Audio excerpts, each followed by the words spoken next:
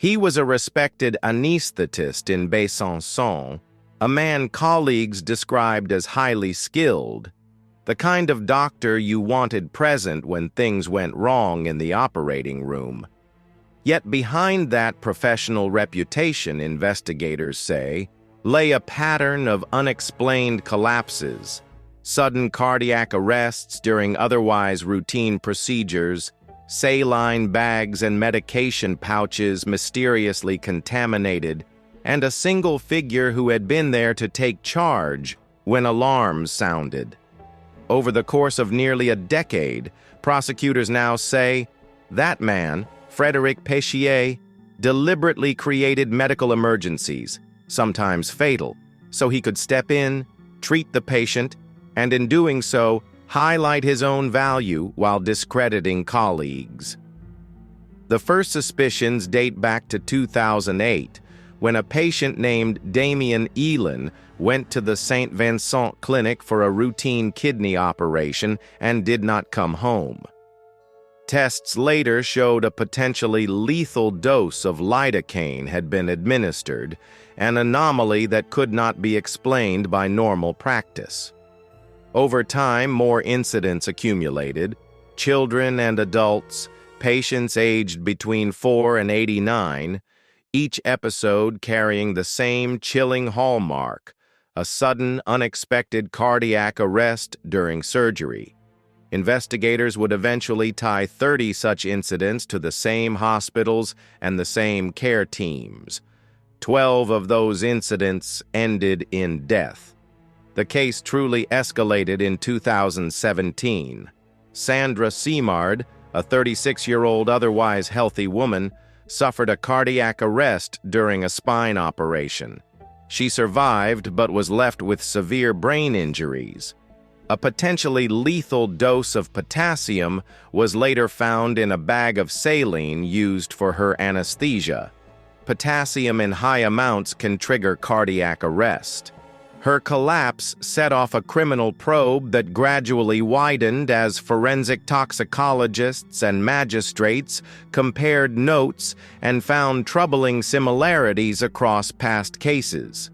It wasn't a single striking piece of evidence, investigators say, but a pattern of unusual collapses, linked products, and the repeated presence of the same doctor as the one who would take over resuscitation efforts.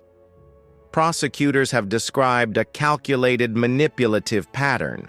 They say Péchier tampered with medicines or IV bags, paracetamol, anesthetic pouches, saline lines in order to provoke a crisis during a colleague's procedure. Then, described as the first responder, he would act quickly, administer treatment, and be seen as the physician who had saved the patient.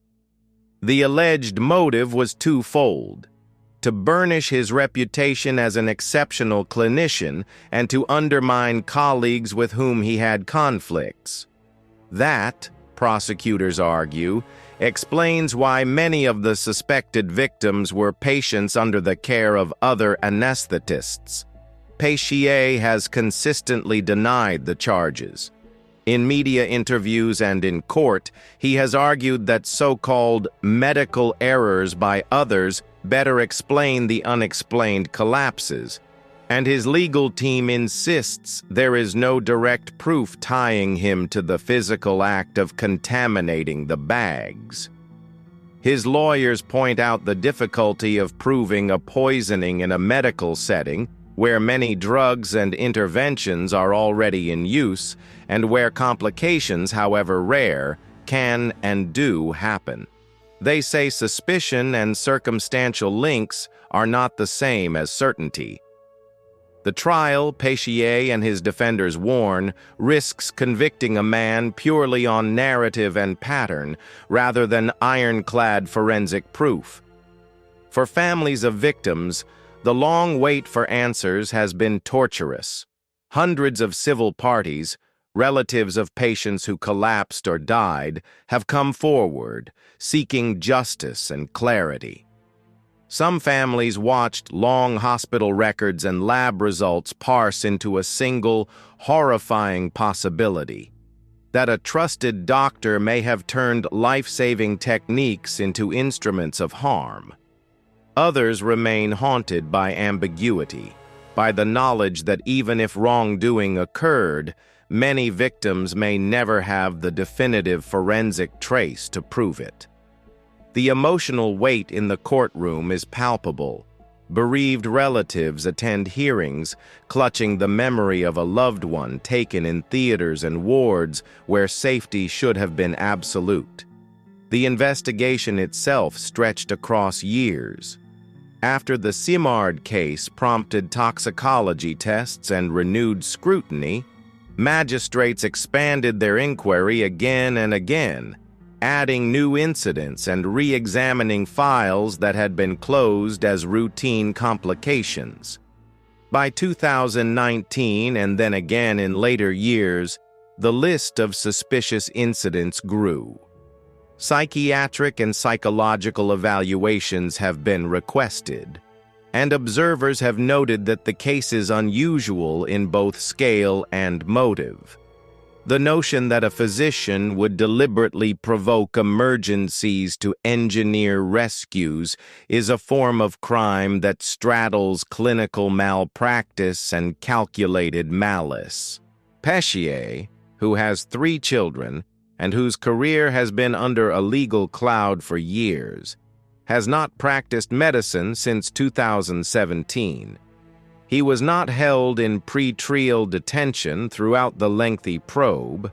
Instead, French judges placed him under judicial supervision, an alternative that allowed him to continue some restricted work in 2023 so long as he had no contact with patients. As his trial began in Besançon in September 2025, he faced the gravest possible penalty under French law: life imprisonment if convicted on charges that include poisoning and endangering patients.